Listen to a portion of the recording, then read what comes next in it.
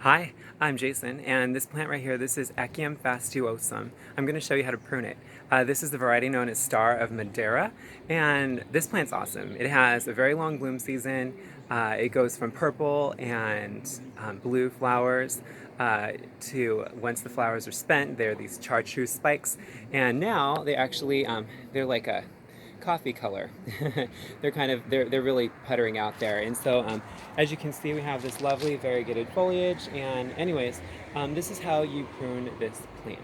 So when you have the spent flower spikes on Echium, you want to get a clean pair of shears, and you want to do this in dry weather, which is not very hard to do in the summer here in California. It is June here in California. And so anyways, what you're going to do is, as you can see, you have your flower spike that is spent now, and you go down, and then you get to the foliage, and then you go down, and then there's more foliage that actually has not produced a spike. It's the rosettes, and I want all the rosettes to come out around the same level, or at least in a level that creates a more rounded shape to this plant. So I'm gonna follow this flower spike down till we get to this foliage, and I'm gonna cut just beneath the new foliage, like that. And you always want to, whoops, make sure that you prune Echium with gloves, because it may not seem like it when you look, but this actually, there's little tiny like spines, like yeah, so it's prickly, and these little hairs will like stick in your fingers, and the hairs are so small, like you don't see them.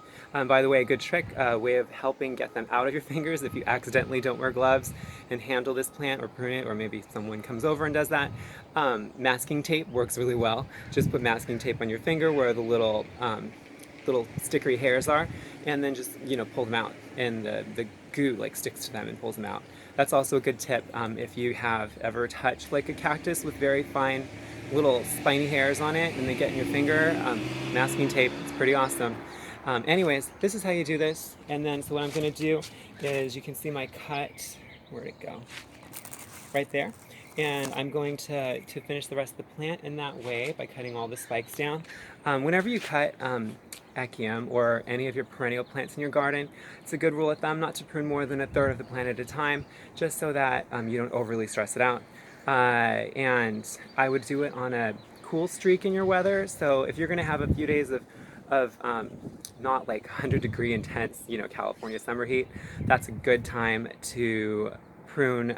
If you're going to do a summer pruning on this plant, that's a good time to do it. So, because that way you don't stress it out. It uses the foliage and its energy to combat the heat of the summer, and you want it to have all the energy it can get and not overly stress it out before a heat wave. So I hope this video really helps, and if you have any questions in addition on pruning Echium, please let me know in the comments below. And once again, if you haven't subscribed, please subscribe. And my name's Jason. Thanks for hanging out.